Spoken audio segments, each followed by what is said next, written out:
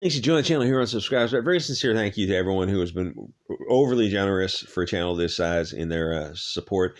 So this is going to be a petty video. There's a real video coming out at 9 p.m. and another video coming out at 11:45 p.m. Rings of Power, and I forget the other one. The Final Fantasy issue. Those videos come out later. If you remember, you can watch the videos anytime. They come out earlier and they sit waiting for monetization, but if you want to join for 99 cents a month, you can watch the stuff as soon as it goes up online. It takes time for this stuff to get monetized. So this is going to be a petty video, just FYI, about people I find insufferable. And I know I'm not alone on this. I know I'm absolutely not alone. Like, I think there's people, even people on the left are kind of looking at people on the far left who are doing this kind of just petty nonsense. We're going to impersonate Elon Musk after he told us that's a terms of service violation. We're going to do it anyway because we want some attention. Oh, that's Kathy Griffin, Sarah Silverman, very talented in their time. Like, I'm not going to be petty about them either. It's like when they were doing their stuff, they were very talented, but spotlight's not on them right now at this very second until another project comes up. So they have to do something to get the spotlight on them. And H3, there's a bunch of other people do the same thing. It's like they impersonate Elon Musk because they want a little bit of attention. And then predictably, they get kicked off, and he said it's going to be permanent, but it's obviously, then he later came back and said it's not permanent, but they have to, they can come back for $8 a month. So he's joking around, but he's also like, Kathy Griffin, like, she has to be on social media. She has to be on Twitter. She's not gonna be able to figure out Mastodon. So the lay of the land is like these people are just doing all this stuff for attention, and it's so effing insufferable. I thought you said free speech, but even like the moderate left is looking at this and going like, you can't impersonate somebody. That's clearly in the terms of service for Twitter Blue, which is $5 a month, which they all signed up for, and now it's going to be $8 a month, and anyone can get it. That's the real issue. That's what bothers them. The $8 a month for a blue check mark. So right now there's hundreds of millions of users and millions of active users on Twitter, and there's about 400,000 blue check marks. So they're somewhat rare, and there's some features that come along with the blue check mark. And in a couple of weeks, anyone can get one as long as you're willing to pay that $8 a month. I can tell you right now, there's going to be millions of people who will gladly pay for the editing features of the blue check mark. And obviously, it's going to be verified because when you pay with a credit card, it's going to have your name on it's going to be attached. It's going to be the same name. That's the verification right there. And they claim to be worried about all these things. And you're only worried about other people having that blue check mark you don't approve of, because it was this narrative that was in place. And it's like, oh, these are the trusted sources and authority because Twitter verified them. It's like, who's Twitter? Twitter's just a bunch of friggin' weirdos. And as it turns out, what would happen when people would apply for verification, and it's like they kept getting turned down? Like, this doesn't make sense. These people are public figures, they're published, or they might be slightly on the right, so they wouldn't get verified if they're on the right. But what was happening was that board, there's got to be 100 people who are looking at that because there's a lot of people who want to be verified. They would deny the verification, say they weren't well known enough, and then they go behind the scenes and say, hey, it's $10,000 to $15,000. Like, the going price was $13,000 to pay under the table for a blue check mark. If you're a public figure, it's worth it. It's probably worth it if you're selling something online. Yeah, for sure, it's worth it to have that blue check mark.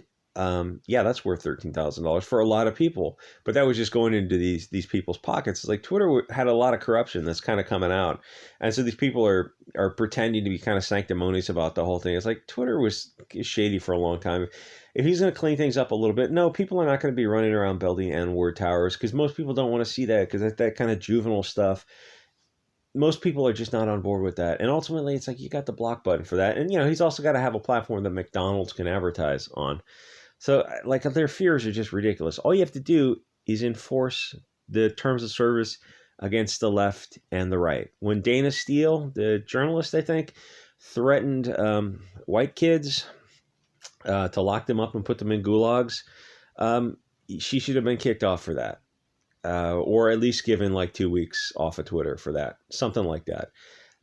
Just enforce it against the left and the right. When Kathy Griffin threatens the Covington Catholic kids with violence, I don't know if you want to kick her off permanently for that. You could start giving people a couple of weeks off as a warning, and then like they'll catch on. You get 3 strikes, they'll catch on really quick.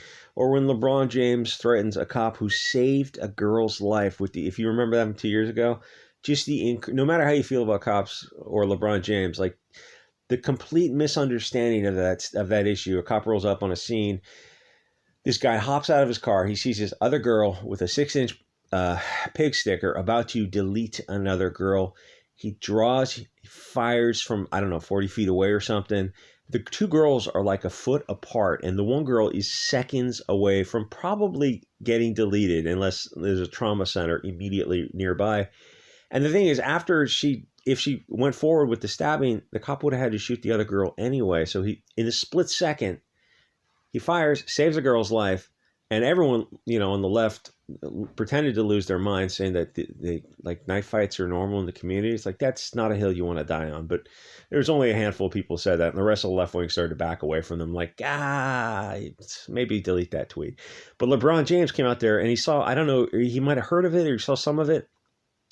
I mean, he couldn't have seen it because you saw like this cop, this like super shooting cop, does his stuff in it. I mean, the judgment and that's amazing. I'm not a fan of cops. I'm kind of more libertarian in that regard, but like that's just one person saving another person's life, making the right decision in a split second. Like most of us look at that situation and realize like, oh, we would not have been able to make the decision that fast and then also be able to shoot that accurately. Like you hear those kind of stories, like people stopping other people and like from like 100 feet away. And it's like, we've all been to the range and you realize like with a hand device, 100 feet is a long way away. Like most of us don't even practice at that kind of, that's some weird super shooting. But anyway, so like he was not punished for that. He should have been, that's a threat. That's a death threat that she should have been kicked off the account for that.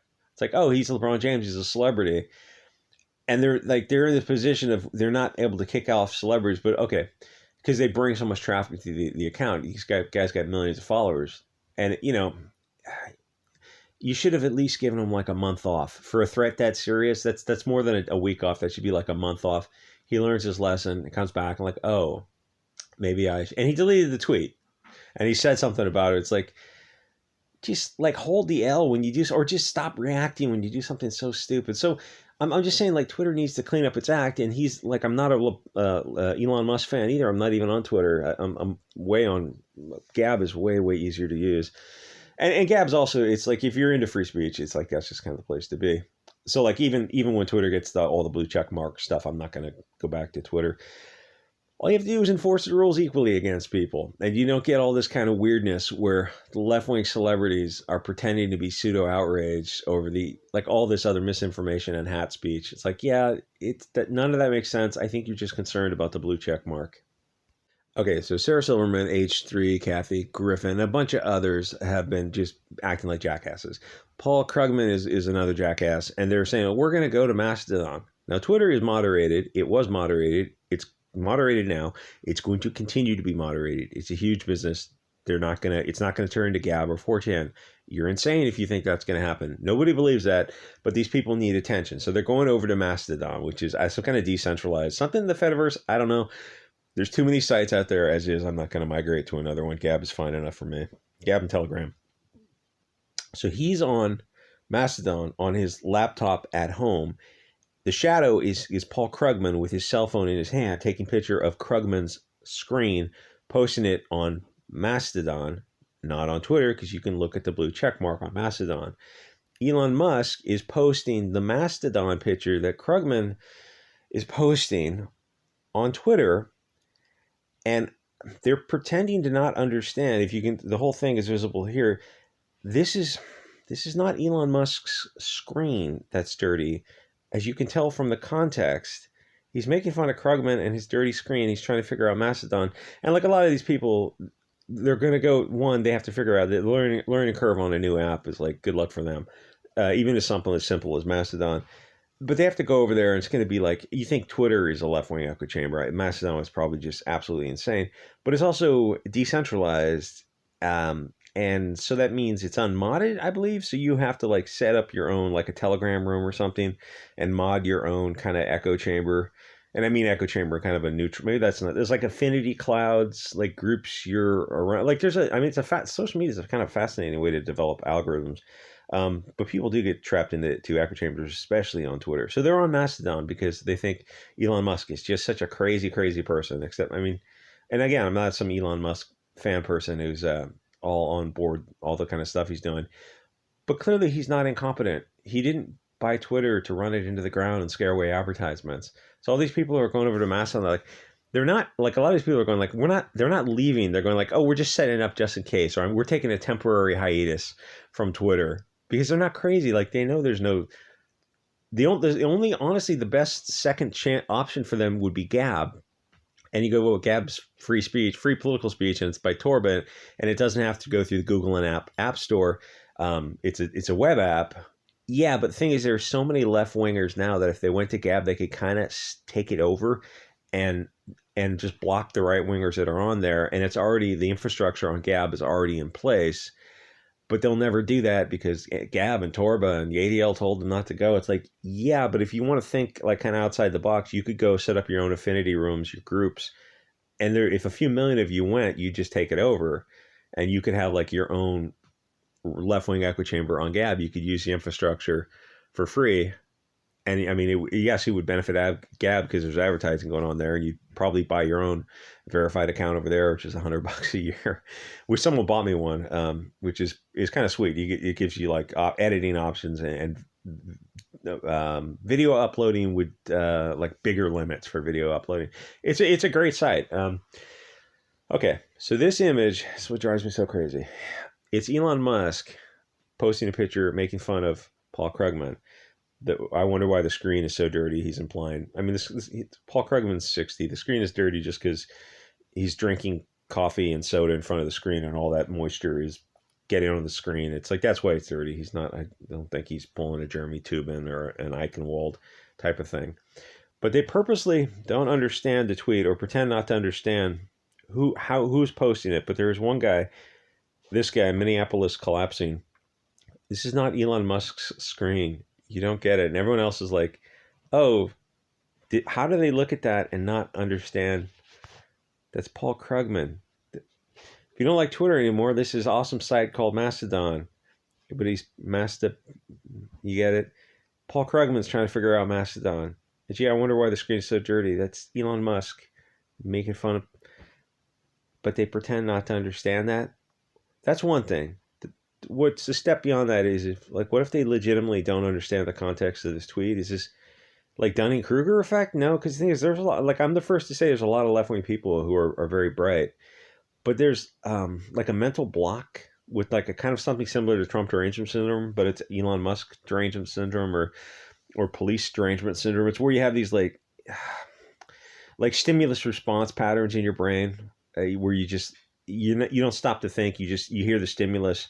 And you just get this response without it just bypasses cognition entirely. I mean, to look at the screen, it's like I understand it could be a little bit of a setup, but I mean, like anyone in the middle of the bell curve would look at this and go and get the joke, but they're not. They're pretending not to get it. I don't know what they're doing. This just bothered me enough to make a petty video about it.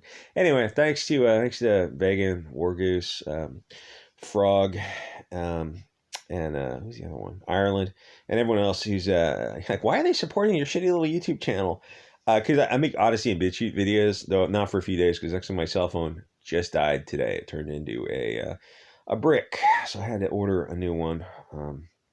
So that's going to be unfortunate. I'm signed into BitChute on there. It's like, really should have gotten a 10-year-old cell phone or a 12-year-old cell phone. Imagine it not lasting 13 years. Like, how dare the Samsung S5 finally die on me? Anyway, thanks to everyone who's supported, and I will see you guys on the next episode.